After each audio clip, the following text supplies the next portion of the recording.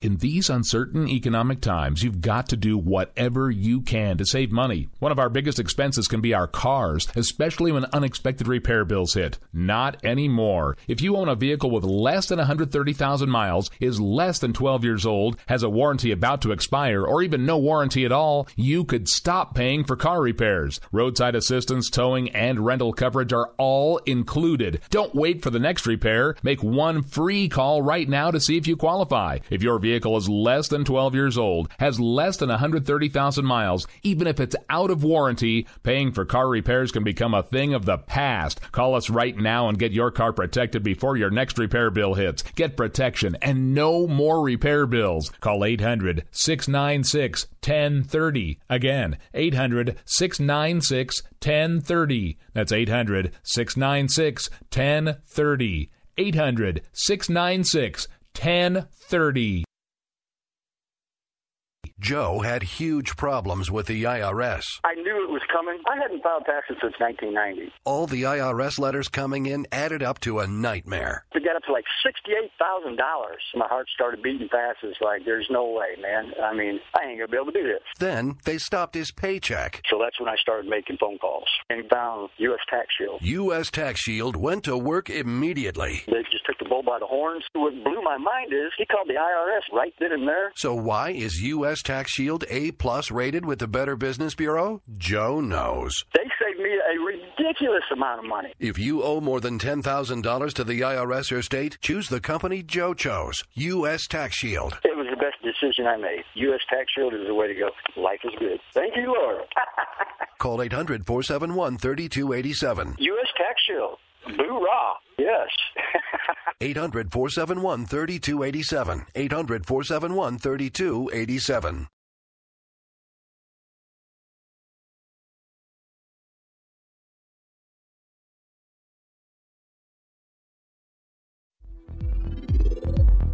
K98 Talk is expanding its lineup for 2015. This means we're expanding our advertising base. Whether you're a startup trying to push through to the next level or an established business trying to supplement your advertising budget, web-based advertising is a solid investment. Thanks to Talk's newest partnership with TuneIn Radio and instant access to our sister station, K98 FM, we give you worldwide access at a reasonable cost. Interested parties should email us at advertise@k98talk.org.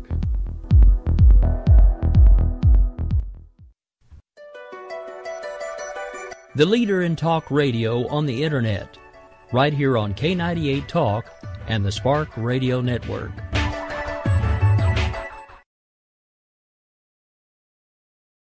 We will keep this promise to the American people. If you like your doctor, you will be able to keep your doctor, period. If you like your health care plan, you will be able to keep your health care plan, period. This is the most transparent administration in history. There's not even a smidgen of corruption. Fact is, we had 4 dead Americans. What difference at this point does it make? If you got a business, you didn't build that. Oh, welcome to the face. Welcome to the face of the new democracy. Don't expect us to admit a mistake. We're paying off election debts to those on the take. Attorney General's lying even while It's time to hear the truth about America's biggest challenges. You're listening to America Off the Rails with your host, Rick Robinson.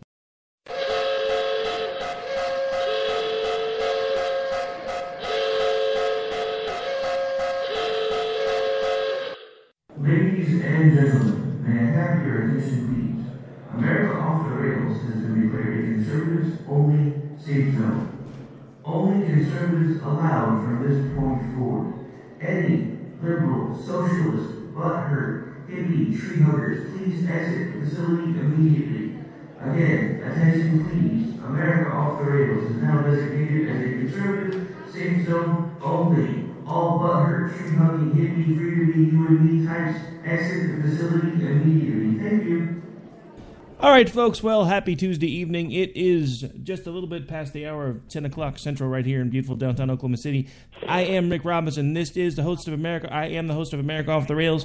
Now the one and only conservative safe zone. Thanks to all these liberal idiots around the world declaring colleges safe zones, I've decided to do the same thing. So from now on, if you're conservative, this is the place you want to be. If it's not, if you're not, please find an exit. That's fine by me. All right, so this evening I am joined by a regular recurring guest with me here, Mr. Patrick Fornari, the author of Common Sense, Working Person's Guide to America. Good evening, Patrick. How are you, sir? I'm doing great, Rick. How are you doing? That's a bit of a loaded question right now because I kind of feel like I'm beginning to watch the end of the world and there's absolutely nothing I can do about it except for point, scream, and jump up and down and yell and nobody wants to listen. So I guess I'm okay, but at the same time, I'm not so sure. How about you? Well, I share those same feelings, Rick. It's a feeling of helplessness when you're watching things kind of disintegrate in front of us. I think politically, culturally, constitutionally, and that's just in America, let alone the rest of the world. Yeah, don't even get me started on the rest of the world. But yeah, so you reached out to me over the weekend and basically had asked me for any open air time, and I basically told you, of course, you're always welcome. So we actually have it worked out where you will be with us for the next 2 nights, basically tonight and tomorrow night, both live on America Off the Rails. Because basically you said you had lots to say about current events and everything else that's going on. So I guess if you don't mind, I'm just going to kind of let you get right to it because we got a bit of a late start because the show that was on behind me ran a little long, and I don't want to keep you on for any longer than your scheduled time slot, so because I don't want to keep you up all night. But at this point, without further ado, why don't you give folks your impression, because they've already heard me talk about this enough, and I've been ranting and raving about it for the last several days, because that's pretty much, I mean, like I said, right now I feel like I'm jumping up and down, flapping my arms, screaming, yelling, saying, are you guys not paying attention to what's going on around here? And everybody's looking at me like I'm the crazy one. So take it away, I guess. Well, I think to a large degree, President Obama's chickens have come home to roost, Rick.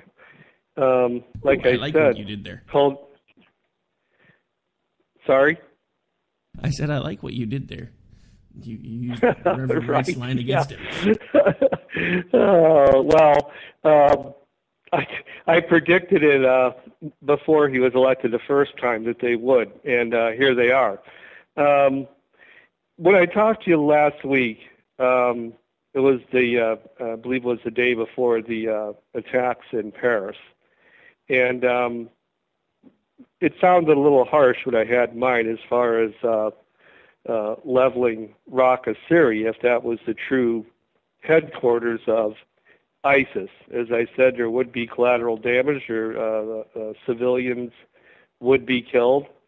And we've tried to avoid that at all costs. And now you're seeing that Russia and France have taken the gloves off, and they've said, okay, ISIS, if you've claimed a territory that's the size of Great Britain and you're collecting taxes and you claim you're a country, we're going to bomb your country. And I'm glad they've had this reaction. We have a president that goes out of his way to defend Islam enthusiastically with a lot of heart and passion, and none of that seems to transfer over to his defense of America. He's very lackluster and weak on that, as we saw with his last speech. And you know, the progressives and the liberals are kind of caught in kind of a tornado of circular logic, where Obama is very aggressive at going after an organization such as Little Sisters of the Poor, or, you know, a pizza shop owner. But when it comes to the real threats to religious liberty, such as you know, oppressive culture and religion, such as Islam is turning out to be in many parts of the world, he's always standing up front, being the first one to defend them. It's I think it's actually a constitutional crisis, Rick, because he's not doing what his real sole job is when he was sworn in as president, to uphold the Constitution of the United States and protect its citizenry and Americans in general. And if he was a Republican president, of course, we know that the Democrats would have started impeachment proceedings long ago, but we're not allowed to do that with a Democrat president, let alone one like Obama. Okay, well, I take that a step further. I think if this was a Republican president, they would have already started trying to press charges for treason and had him shot. Well, I mean, I don't think it would have happened, but I think they would have tried to push it that far. But, Well, go ahead. No, I was going to say, you bring up some interesting points, and this is one of the things I keep finding myself in the same argument over and over again with not only liberals, but more of like the libertarian mindset folks who, were like, well, what's the big deal about us bringing over some refugees? And, and they keep pointing to, well, back in when the English first came over to America, the indigenous people didn't kick them off. And I'm like, that's a really poor example if you really want to follow that the rest of the way through. Because, yeah, they were nice to us. They accepted us. And, I mean, some of my ancestors are Native Americans. But at the same time, by them opening their homes to us, they basically ensured their basically eventual near subjugation and almost complete extinction. So, yeah, I mean, if you're okay with that, with running the risk of that possibly happening to us, then yeah, sure. Why should I have a problem with us bringing over folks that might want to kill us? And then there's the argument of, well, that's only 20%. I mean, I saw a tweet about this today, where what's the big deal if 20% of the Islamic culture wants to kill us because when I had a parasite, when I drank tainted water, I had a 20% chance of dying, and I'm still here. And I'm thinking, okay, so let me hand you a bowl full of M&Ms, and 20% of them are poison. And you feel free to start eating those and see how well that goes for you. I don't know, but well, I think what a lot of people don't understand, and the progressives use this tactic quite well. They trade in the currency of guilt. That's not who we are stuff. If I hear that one more time, I'm just going to go crazy. And also, they rely on the voting on the electorate having a fairly short memory.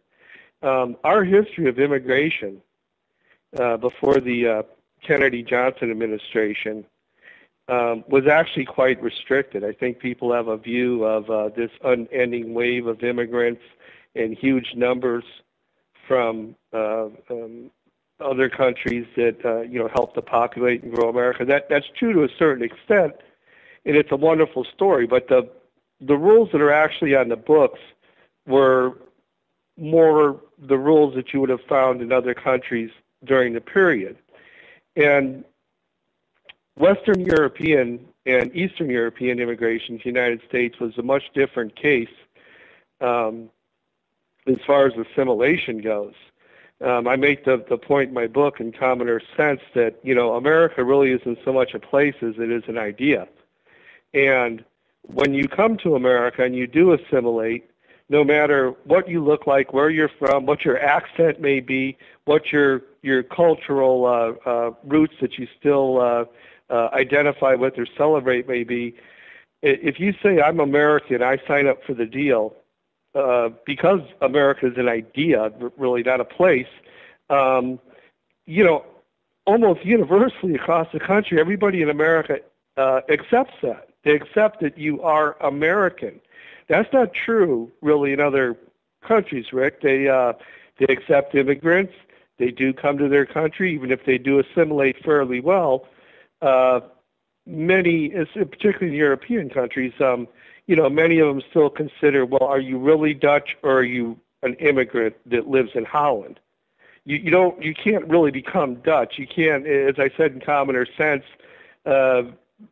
try walking down being an American that immigrates to France and walking down the middle of the streets and going, I'm French now.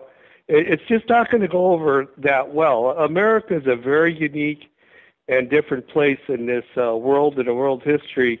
And, we're slowly losing that. And that uniqueness has been our strength. We in fact have the world's oldest intact constitution, but we're one of the youngest countries, and it's because of the great idea of America that exists. That is why we've gone forward. And we have an administration now for the last 7 years that's been trying to erode that at every opportunity. No, and I completely agree. Speaking of things that are trying to erode our Constitution and our way of life, did you happen to catch any of the recent Democratic debate, or as I like to call it, the revamp of the Golden Girls 2015? Because, I don't know. When's the last time you saw anybody that old and wrinkly on a Saturday night in primetime TV? Oh, my gosh. A geriatric jerk, the Wicked Witch of the left, and the other guy. I mean, my gosh, Rick, I couldn't do it. I couldn't watch it. I watched some of the so-called highlights, and those were excruciating. I actually instead opted to watch a rebroadcast of a 1976 Saturday Night Live. Nice. Yeah, I was actually watching the OU game while I was listening to the debate, and my wife was looking at me like I was crazy. She's like, "What are you doing?" I was like, "I have to listen. It's kind of my job, man. I mean, I don't necessarily want to listen, but and then the reason I bring this up is because it ties into what we're talking about right now. Because it's the same thing they kept saying all over and over again that night, just a day after the attack, was that we still need to be accepting of these refugees. I'm sorry. You can call me a racist, you can call me a xenophobe, you can call me whatever you want to call me. But the simple fact of the matter is, until we can find a way to validate that the people that are coming into this country from that region of the world are not wanting to do us harm, we don't need to take any of them. And let's look at it from an economic perspective for a moment, because it would be much less expensive and much easier for us to relocate them to another part of the world within that same region than it is to bring them all the way here. So if we're really looking at this from wanting to help these people and do the most possible good for them, why do they need to come here when we can move them elsewhere for less money and move more of them without it being a problem? Except for the fact that this has become the next political football, because everybody's now looking at this with their feels, instead of looking at it like rational human beings and saying, look, it may only be 20% of the Muslim population that wants to kill us, but that 20%, because it's a very large group, is more than the population of this entire country. Let that sink in for a moment. Just saying. Well, the much talked of xenophobia in America is a total myth manufactured by the progressive movement to one degree or another, using different events in a timeline of the last 110 years to pick out different things and claim that we're this unbelievably racist, oppressive nation that for some reason everybody wants to come to. Nothing could be further from the truth. You never see an American light up so much as when someone with a different accent or is obviously from out of the country meets an American, and the American starts grilling them. Where are you from? What's it like? What's going on? Americans are among the, almost to a point, a naive point in some cases, of being very interested, very nice, very kind, and very accepting to the other. They are not afraid of immigrants or people from different parts of the world. It's a manufactured epidemic that the liberals claim exists. It just doesn't exist, Rick. It's not true. Well, no, I'm not saying that it does, but you would be surprised. I even have friends that consider themselves libertarians that are calling people that are saying that we shouldn't be taking these refugees until we know more about what it is that even if it's a minority of them, we need to make sure that we're able to vet all of them. And I have seen them throw around that word on Twitter a dozen, if not more, times, calling people xenophobic just because they don't want to take on the refugees. Here's my point to everyone who wants to call me a xenophobe because I'm a Christian who says we probably shouldn't be taking on as many of these Islamic refugees as people are saying that we should. The other neighboring Islamic countries are refusing to take them for fear of them creating terrorist activities and events. If we can't take the lead of their own people, then we should probably rethink our priorities, because obviously if the people that are practicing the same religion as they do say, no, we don't really want these folks here because we're not quite sure what they're going to do, kind of thinking we should pay closer attention to that. But maybe I'm the naive one again. What do I know? Well, two things there, Rick. One is they should take them when they have their pilgrimage to Mecca, for example. Saudi Arabia goes out of their way to set up 1 million tents, or enough tents for 1 million people. So they ought to keep them up and, house a few people. And the other thing is, the response you're getting, what people are saying to you, and they're tying it into your Christianity, is part of the, like I said, the left trades in guilt. That is one of their main currencies. And what they've done for 110 years, at least in America, the progressive movement, is that they've traded logic for ideology. So since ideology transcends everything, there's no need for logical debate. Obviously, the logical thing to do would be to pause immigration, as many high-profile Republicans have suggested just in the last day, to pause this from those countries. I mean, if it was up to me, Rick, any countries that were state sponsors of terrorism, including Iran, I would cease and desist with all immigration from those countries personally. I wouldn't deal with any of them.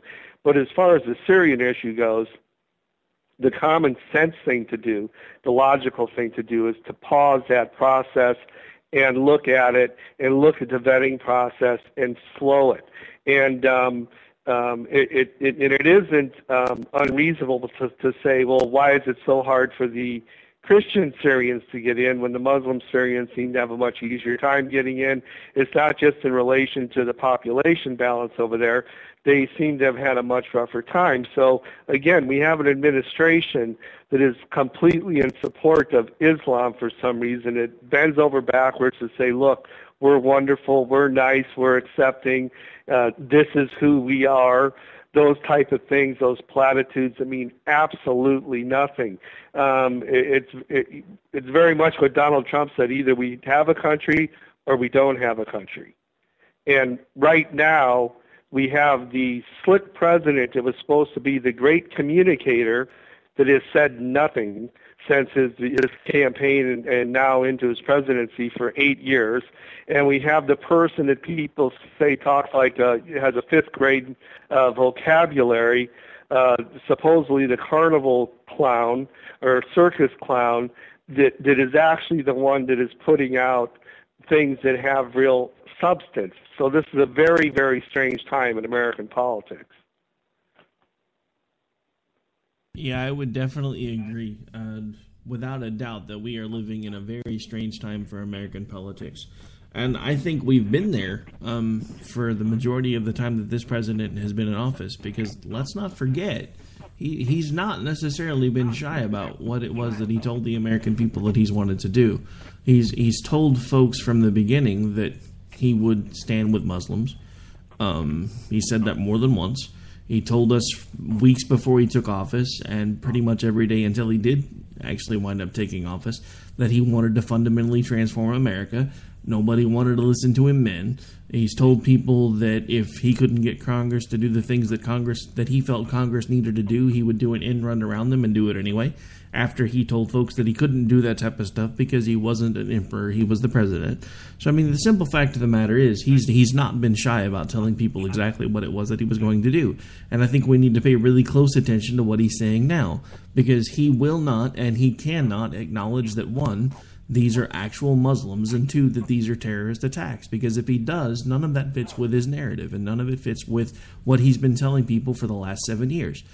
For God's sake, the day before this attack happened, he went on national TV, lied to the American people, and tried to tell the American people that ISIS was contained. I'm sorry, I think France would disagree with you, Mr. President. The very next day, they didn't look very contained to me. That was one of the most well-organized, well-orchestrated terrorist attacks that we've seen since September 11, 2001. So you cannot tell me that they're contained. You can tell yourself that when you're looking yourself in the mirror all you want to, and you can make yourself believe it, but you need to stop lying to the American people, Mr. President. And yes, I know, you don't listen to this show, although we have been getting a lot of listens from Maryland lately. I have a feeling the NSA might actually be starting to tune in. Just saying. Well, this is all part of I've stopped asking myself why, what the reasons are when it comes to Obama, his lies, his attitude towards America. I think that's been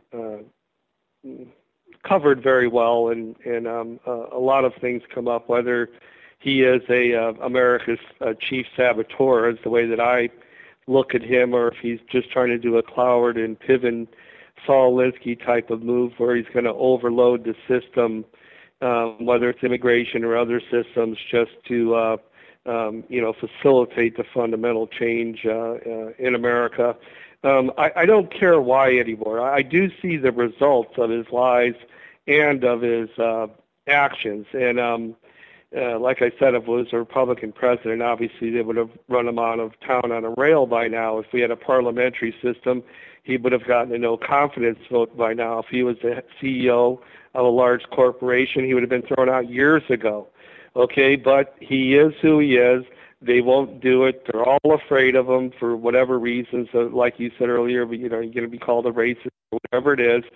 And I think it is an actual crisis. I mean, when you look at the way that he let the border be infiltrated just a year or so ago by children, people coming up from Mexico, Central America, etc., and then put them on planes and buses and ship them all over the country, as he does with the Syrians, doesn't even let governors of states know that they are getting these people.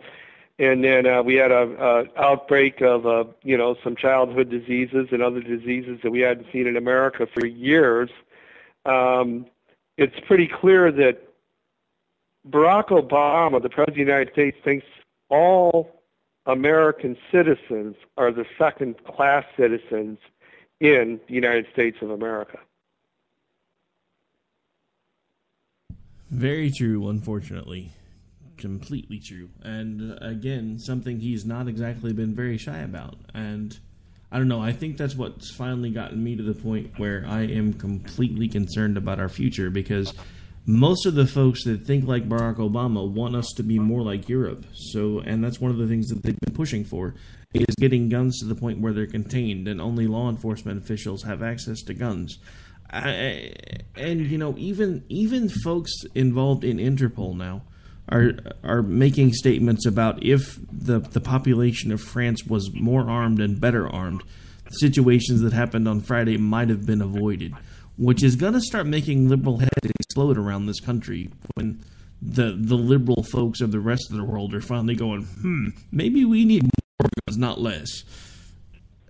I don't know. It just seems like the rest of the world is kind of slowly turning where we were, and we're trying to get where they are now. And I don't understand. I mean, are we going to turn into the Europe of World War II, where now Europe is going to have to come over and save our butt instead of vice versa?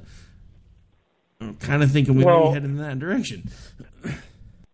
I completely agree. You've seen some traditionally socialist countries just in the last 5 years begin to back off from their huge government programs and decide to divert their money to other resources. As I state in commoner sense, the only reason that many European socialist countries have been able to pursue socialism to the degree that they have is because they have been under the umbrella of American military protection paid for by the American taxpayer for decades. And if they had to support their own armies and really take care of their own defense and really worry about their own borders, etc., they would have less money to just dive into socialism. It's not true with all countries over there, but with many of them. And they decided 30 years ago that they were going to drop their borders and have, basically free travel across borders and through Europe. You didn't even have to have a passport, basically. Once you were in Europe on the continent, you were free to travel country to country. And that policy is coming back to bite them. And Europe is very, traditionally has been very segregated. There's a lot of grudges that go back hundreds of years. Things that, just watch a European soccer match sometimes, you'll see what I mean. That go back hundreds of years, very territorial, historic battles and stuff that people still remember. It would be like if we had a large collection of states in the U.S. that really had grudges that went back 500 and 1,000 years in some cases, and different regions and empires and things like that still held these grudges. And those countries were formed through war and strife and power struggles and things like that. Again, it makes America a quite different place. So we have seen traditionally, whether it's World War I, World War II, where the big moving parts over there, Rick, can, and I've said this to you before, can be distorted or fall apart at any given time. And when they do, we know what the results are. There was a very short period, actually, between World War I and World War II, 20-some years. It just wasn't that long, 25 years maybe, where it all fell apart again and they fell back into the same patterns. And, with France's aggression as payback towards ISIS, because evidently everybody now knows where they are, France leading America in the fight, so to speak, as we lead from behind. It's very strange. Definitely an odd situation. All right, folks, we have got to take a quick break. Got to pay a few bills. I'll be right back with my guest, Patrick Fornari, author of Commoner Sense. You are listening to America Off the Rails, the new late night edition. We'll be back with you here in just a couple minutes, folks. Do not go away. For our own cause, we got a pen and telephone to bypass. All right, folks, this is Rick Robinson with you. I want to tell you about some friends of mine from a company called Security Enforcement Specialists. When I ran my security agency for 12 years, I worked with one of these partners on a daily basis. He's been involved in this agency now, and with his other partner, they do have over 30 years of experience in the private security industry. If you own a business and you need someone to keep you or your customers or residents safe, then I highly recommend contacting Security Enforcement Specialists today. Give them a call at 405-703-1796. Again, that's 405-703-1796. Again, tell them Rick from K98 Talk sent you. Like I said, if you need the help, they are here for you. So make sure that you go look them up, check them out, and see what they can do. The wrong way. Welcome to the place. Welcome to The internet will never be the same. You're listening to K98Talk.com. Whoa! Good God, y'all. What is it good for? Absolutely. Let's get started again.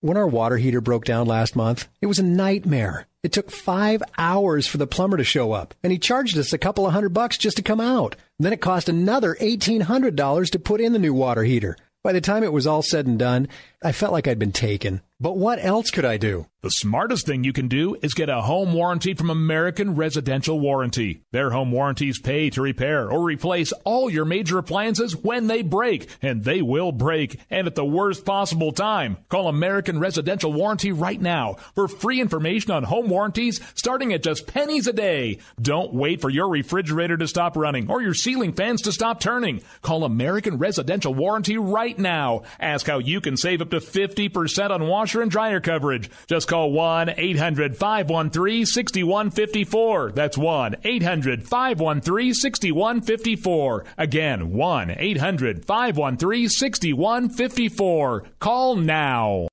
Tired of paying outrageous prices for Viagra? Well, we have great news for you. Now you can finally get Viagra at huge discounts. Healthy Man allows you to save up to $500 on Viagra. Why pay U.S. pharmacy prices of $15 per pill or more when you can get Viagra for less than $3 a pill? Call today and get 40 Viagra pills for only $99. This can cost as much as $600 at your local pharmacy. You can't afford not to call us. If you want Viagra at the lowest prices, never pay $15 $3 a pill pharmacy prices again. Get Viagra for less than $3 a pill. Call 1-800-516-7602 today and save up to $500 and get 40 pills for just $99. Healthy Man is fast, easy, and affordable. Operators are waiting at 1-800-516-7602 to take your call right now. Call 1-800-516-7602. That's 1-800-516-7602. Again, 1-800-516-7602.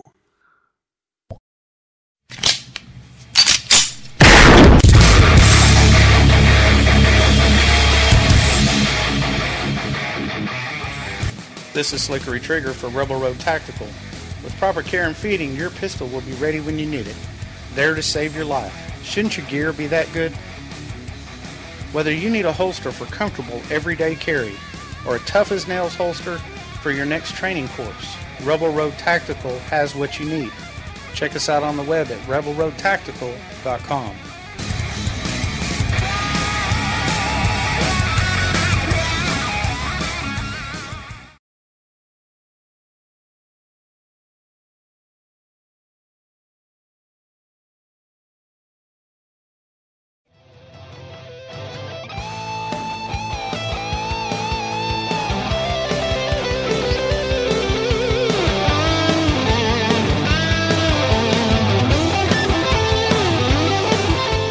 Folks, we are back. We are live. This is America Off the Rails. I'm your host, Rick Robbins, and again, joined by my regular guest here lately, Patrick. At this point, I almost called you a co-host, but you hang out long enough. We might want to talk about that at some point. But anyway, so I am joined today by author Patrick Fornari, author of Common or Sense, Working Person's Guide to America, who is a recurring guest on the show and actually was just with me last week. Will be with me again tomorrow night, and then will be with me on a segment on the WNJC show on Thursday. So before we left, Patrick, we were kind of talking about this topsy-turvy world that we live in, and it seems like, just from being myself a student of history, it seems kind of odd because it seems to me that there are a lot of parallels between now and World War II, although it does seem like things are happening on a much more accelerated scale, except now the interesting thing is it seems like France has kind of taken the role that we had, even if it is a bit reluctantly, much like we were in World War I and World II, and now we're the ones sitting back on our hands going, we don't really want any part of this, and everybody should just get along, sing Kumbaya, and hug a tree. I'm at a loss. Well, it took 17 months for the world, let's say France and Russia at this point, to get around to taking out 10% of the 1,000 oil trucks that ISIS has running around and start to affect their income. I don't know why it took that long. Obviously, and again, I'll just go back to the person everybody is saying doesn't know what he's talking about. This isn't necessarily my support of Trump. I'm just saying it's pretty stunning that he's been saying, well, you have to go after the oil, you have to go after the oil, and now they finally are starting to do that. And I also heard from I think it's a guy named Holden, something like that, in the Obama administration, that was talking about that one of the things that the Obama administration wanted to do was to get Assad to stop buying oil from ISIS. And now we've been fed the narrative that Assad is fighting ISIS. So there's a lot going on over there. France has been thrown right into it, as you say, Rick, and things in Europe traditionally have changed very quickly.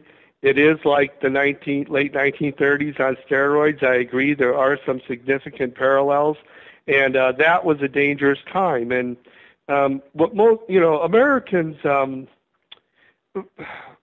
a little bit victims of our own success, in the sense that on the timeline of history, and you know history well, but let's say the last 5,000 to 7,000 years, I always call it so-called civilization, today and then, but even in reference to today. It's hard for me just to say that we now have civilization, because it's very tenuous. And really, as far as civilization or a so-called civilization goes, World War II just actually happened in that time frame just a few seconds ago. And now you have people running around going, well, even the Pope saying this is kind of like a slow rollout of a World War III. He's not wrong about that. And France is certainly justified in the way that they're reacting. And I just wish that we would have done that when we were in Iraq, and we would have left some troops there.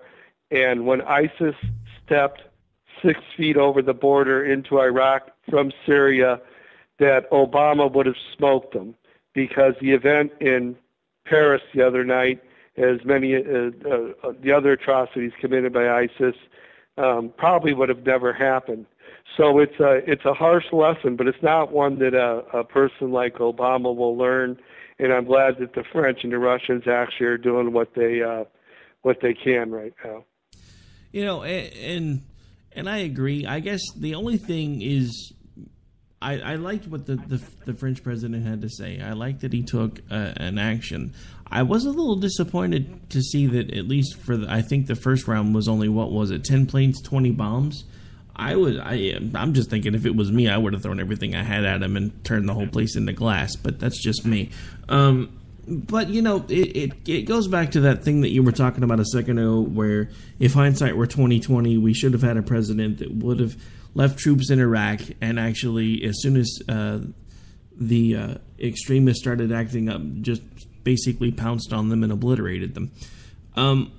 I don't know how much TV you watch down where you are, but I happen to be a really big fan of Gotham, which is the prequel situation to Batman. And there was an episode that aired last night where I saw the same kind of thing playing out on a much smaller scale. Jim Gordon has been struggling all season with basically whether he was going to be the law and order cop or do things that he felt had to get done to make sure that the city was safe. And he actually chose what, in his mind, was the proper decision last night, and actually arrested a serial killer, Mirandized them, all of the above. And then at the end of the show, the serial killer, who actually turned out to also be a cannibal, actually attacked one of the police officers in the police station and basically chewed on them until they died, while other folks were like beating them over the head with their nightsticks and everything else. And it's just another one of those interesting parallels where, from the perspective of the writers, Jim did the right thing. He followed the law, he followed the rules, and he took the guy in. But, you know, and this is going to be one of those times when people are going to look at me like I'm crazy again. But if it were me, because there was a point where he was struggling, and he was, am I going to kill this guy or am I going to arrest him? I would have pulled the trigger. I'm just saying, because I'm one of those type of people where I can typically kind of see where things are going a couple of steps ahead, and I knew that if he didn't, something bad was going to happen. And that's the same thing that I've been saying about all this stuff with Iraq and Syria and everywhere else, was, you know, if I had my druthers, we would have stayed in there and done it right and gotten it done. But we can't anymore, because some nozzle about 40 years ago, actually a little bit earlier than that, decided that to try to keep World War III from happening, because World War I was the one they thought was going to end it all, and then a few years later there was another one. They started intertwining all the world's economies, and everybody wonders why nobody fights wars to win anymore, because they can't. Because if you actually fight a war to win, eventually you're going to cripple your own economy, much less all the other ones around you. It's why we have not won a war since Vietnam, because we can't. So that's kind of the same problem that we keep finding ourselves in over and over and over again, is we can't fight a war to win anymore, or eventually we wind up hurting ourselves. And I think, unfortunately, that's going to be the same problem we're going to find ourselves in now, is no matter how much we want to wipe these people off the face of the earth, simple fact of the matter is we really can't, because at some point it will start hurting everyone else's economies, and Lord knows our economy's in bad enough shape, so I honestly don't know how to fix it. So this was a really long-winded way for me to get to a question for you for the last part of the show. Let's pretend for the last few minutes that you were president and you were the one calling the shots. What would you do to fix the mess? Well, first of all, as I mentioned to you before, all the normal and conventional decisions that would be made in the course of the events we've been talking about don't matter anymore, because all their decisions that should have been made 2 and 3 and 4 years ago. So now whoever becomes president is going to face not only a complicated situation, but one with limited choices. But I would definitely do something beyond, what was, supposed to be shock and awe when we went into Iraq. I wasn't really for going into Iraq. I thought it was kind of good that we kept the sorties going over Iraq and kept Saddam's head down. I was surprised when we did go in. But when you do go in, you have to go in with full force. And I've probably seen 40 interviews on TV and listened to them on radio of Mideast experts, and there's a large majority of them that say what I've been saying all along, that if you deploy the right forces in the right places, evidently we do know where ISIS is, that in 6 weeks you'd make a lot of progress. We're making them into a bigger Frankenstein than they are. So I would try to form a coalition and put troops on the ground and go take the fight to them directly, because as far as civilian casualties go, people are either going to die by being beheaded and crucified, or they're going to die from being bombed. And I know that sounds a little bit like playing God, but there is an aspect to war that is just that. And that hard decision needed to be made a long time ago, and it's maybe the French and Russians are showing us that it's not actually too late to make that decision. We have we're so fortunate to have a very small part of our population that defends America and fights for America for the rest of us, Rick, and they're ready, willing, and able to do it. And I think that that's exactly what we should do. Not to occupy countries or cities or rebuild places, but to go in there and kill and break things and push them back. And if ISIS rears its head again, you do it again, because sometimes you don't intentionally go into war, but as a country and as a people, sometimes war comes to you. All right. Yeah, I mean, I completely agree, and that was actually what I typically ask that question during interviews, and I don't think I'd actually ever gotten around to asking you about that question about during certain circumstances, what would you do if you happen to be the president? And I agree with everything that you just said. The first thing I would do is build a willing coalition of folks that want to eradicate ISIS. The next thing that I would do is secure our borders to make sure that while we're attacking them, no more of them can get in. Then after that, I would use pretty much any means at my disposal to eradicate those that wish to do us harm, regardless of the consequences to those people, because obviously they don't care what happens to us. Why should I care what happens to them? And that seems to be the biggest problem that we have anymore, is nobody wants to take into account that this is whether it's a segment of a population or an entire population, these people want to eradicate us from the face of the earth. They're not going to respond to the free-to-be you and me hug-a-tree hippie crap that we're spewing nowadays. If we try to hug them, they're going to stab us in the back or worse. And because that's what they want to do. They have wanted to wipe this country off the map since its inception. There are historical documents of people that were involved in the founding of this country that were dealing with Muslims back then, who were then referred to as the Mussulmans, who wanted to obliterate us because of the fact that our religious views were different than theirs. This is not something that's ever going to change. We're not going to be able to win friends and influence people. We're going to have to make a decision at some point. It's going to come down to, at some point in time, we're going to have to decide, are we going to survive or are they? And so far, we're saying it's going to be them. And I don't much like that decision. Well, it's a 1,300-year war is what you're talking about, and between East and West, and to a degree, obviously, Islam and Christianity, but let's just say between East and West. And right now, Rick, I mean, what most people don't understand is that we America and Europe happened to be the Western civilization of this time in history. Islam or the radical factions of it, their intent hasn't changed any.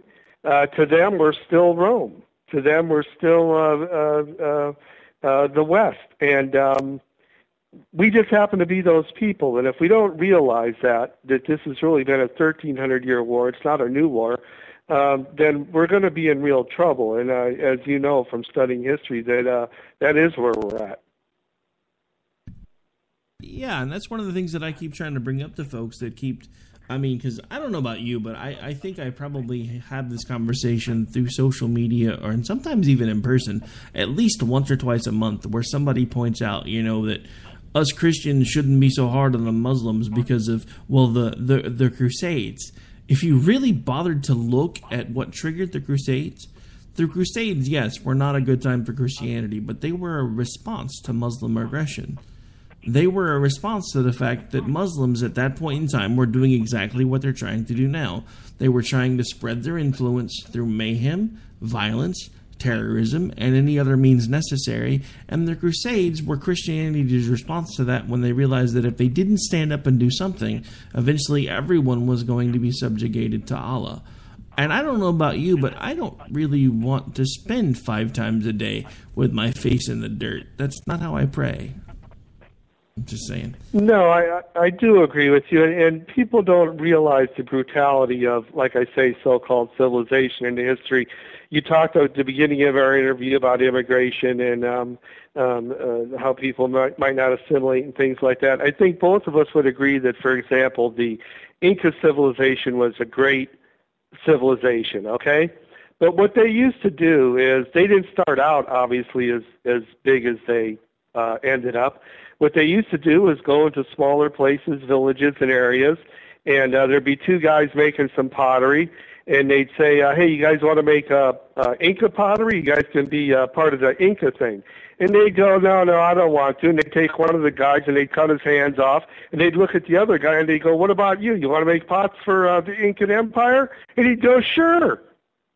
And you know what? That is the real history. That's the real brutality that has brought us to this point. And somehow America and a large part of the world think that we live in some kind of a sanitized world, and it's just not true, Rick, and we're going to have to take the gloves off.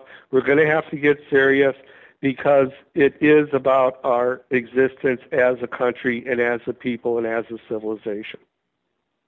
Yeah, and it goes back to something that we talked about at the beginning of the show, because there are a vast segment of the population in this country right now today that think that we should do exactly what the Native Americans did and welcome the new immigrants with open arms. And I keep going back to the same problem in my head because I keep looking through that time frame and looking through the documents and the history and everything else and go, do you realize what it is that you're saying is okay when you say, well, the Native Americans welcomed Europeans with open arms, why shouldn't we welcome the Islamic refugees with open arms? Did you not pay attention to what happened to the Native Americans? It's just one of those things where, we're watching it play out right in front of our eyes, and it's terrifying because, you hear phrases like, those who do not understand history are doomed to repeat it. It's one thing to hear it. It's another thing to watch it unfolding in front of your face and be able to do absolutely nothing about it. That's an excellent point because it is repeating and it is happening, and I'm sorry, but you don't have to be a rocket scientist to figure it out. It's happening right in front of us, as you say. Yeah, as one of the hosts on this station likes to say, it's not rocket surgery. Right, exactly. But yeah, it's just one of those things, and I understand that there are people that are idealists and they want to see the world through rose-colored glasses and they want to believe that everybody always has the best of intentions. But I'm sorry, if you look at our history, we are not nice people. We have never been nice people. We hide it well. And there are those of us that stand out and are magnanimous and do the right thing. But as a group, we suck. As a species, we're not nice. We move into places, we rule, we kick people, we break things, we kill them. That's what we do. If we want something that somebody else has, we usually find a way to take it. You see it happening in corporate America. You see it happen in the news all day, every day. And let's just face it. It's time for us to realize that the only thing that separates us from the animals is the fact that we have the ability to make decisions, and we can decide whether it's going to be us that continues to show the rest of the world what we are like, or we can let other folks tell the rest of the world what we should be like, and then we're going to wind up being subjugated to those people. And I, for one, will not go down without a fight. I don't care. You can call me whatever names you want to. America was founded on freedom. I'm tired of seeing all these pictures and news stories about all these folks that are involved in the Islamic movements talking about how freedom can go to hell because Islam's going to rule the world. If Islam rules the world, we will already be in hell, so I'm not going there without a fight. An offshoot of the religion of liberalism is political correctness, and it is basically an entry point into as big of a death cult as anything could be, Islam or anything else. This is how it starts. Hitler was in Germany, was closely aligned with Persia. It used to be called Persia. Became Iran, which is basically Persian for Aryan. And this is where it starts, and we all know where it ends, as you were saying. So our political correctness will be the death of us, and it's like I say, an offshoot of liberalism. It's kind of its own religion on its own, and it's nothing that we can survive if more than half the country practices it, believe me. Hello. Sorry, I had a technical issue there for a second. My mic didn't want to come back on. All right, so at this point, we have actually already, again, my friend Patrick, come to the end of yet another hour of radio. I don't know where the time goes when I have you on. I should just have you on all the time, because it's like we're on for 5 minutes and it's over. But anyway, as we do every day, or every time you're on, go ahead and remind folks again where they can choose to, if they choose to interact with you, where they can find you, the title of your book one more time, where they can find it, all that fun stuff. Okay, it's the title of the book is Commoner Sense, The Working Person's Guide to America. You can also follow me on Twitter @FornariSense, and you can read many columns that I have on Magic City Morning Star by going to magic-city-news.com, and follow me on Facebook, and there's plenty of radio interviews and links to columns and things like that on there. So I really look forward to the feedback I get from readers and listeners. All right, folks. Well, since I didn't do it at the beginning of the show, I want to give a quick shout-out to the affiliates. This show can be heard every Monday through Friday right here on our home network and station, the Spark Radio Network, K98Talk.com and .org. Then we have AMFM247.com, where this show can be heard every Monday, Wednesday, and Friday at 1 Eastern. Then we have the Leading Edge Radio Network, where this show can be heard every Monday through Friday at 7 in the morning. I believe that is Central. Then we have Red State Talk Radio, where this show can be heard every Sunday at 6 a.m. Eastern. Oh my God, is that early? And I've actually started doing a live broadcast over there. So it's kind of just grab some coffee, hang out with me. Life's good. All right, and then of course we have SHR Media Monday, Wednesday, and Friday at 11 Eastern in the morning, and then we have High Point Radio out of New Jersey in Montauk, and then WNJC 1360, where the show can be heard right now every Thursday at 2 Eastern. We are in negotiations for 5 days a week and trying to get all that worked out. But at this point, that is going to do it for this particular episode of America Off the Rails. I will be back with you again live tomorrow night with, again, Patrick Fornari, who's going to come back and do a double shot with us, and then we're going to record a segment that goes out on that WNJC 1360 show, so make sure you guys tune in for that on Thursday as well. Again, this is America Off the Rails. I am your host, Rick Robinson, and I will be back with you tomorrow. It'll be here before you know it. Just remember, don't listen to the liberals. Keep your powder dry, and if you don't have any, go find some, because soon we are going to have to fight whether we want to or not. And I hate to admit that, but we're getting there.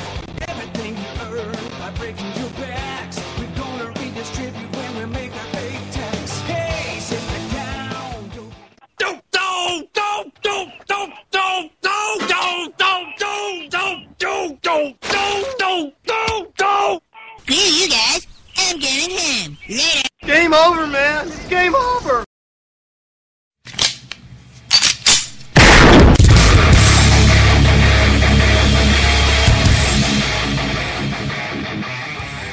This is Slickery Trigger for Rebel Road Tactical. With proper care and feeding, your pistol will be ready when you need it. There to save your life. Shouldn't your gear be that good? Whether you need a holster for comfortable everyday carry or a tough-as-nails holster for your next training course, Rebel Road Tactical has what you need. Check us out on the web at rebelroadtactical.com.